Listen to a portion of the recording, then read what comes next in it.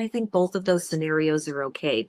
So I guess what I would say is, if you start to feel like it's too much to have that collage by your hutch again, it'd be okay if you took it down. And then if you put it back up again. Sometimes you can't help the way you're feeling, and you don't know when something will trigger you on any given day. So I hope you'll give yourself grace to move it again if you should need to. And if not, more power to you. Well, there's a time to be heartbroken, and there is a time to get up. Mm-hmm. There are seasons, and no matter what, it's letting that spark of joy to eventually, be ignited again. And I think that that is the message throughout this entire podcast. Yeah, I would agree. I was hoping, piggybacking off of that we could end with this thought.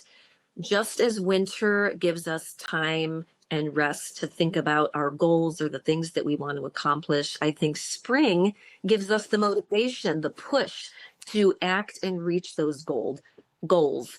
So it is Newton's law of physics, really. An object in motion stays in motion, and it is a good season to allow some healthy change.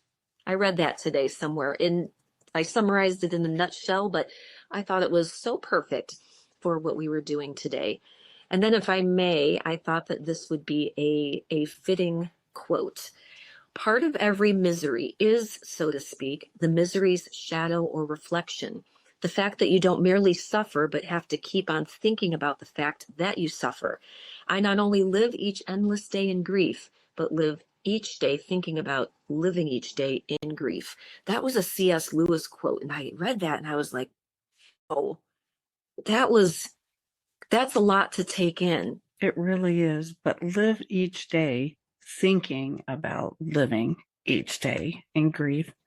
That's really powerful. Isn't it? It's something that I hadn't been able to put to words myself, but something that I have found myself doing, with my mom. So when I'm her caretaker on a certain day or caregiver on a certain day, that day prior, all I think about, I'm consumed with the grief for tomorrow, that I know that I will feel by not knowing what that day will bring for her and how it will impact me. So it's, I just thought that was really interesting to think about. So I guess if you choose to think of that quote, my hope is that you would also choose the thing we said prior to.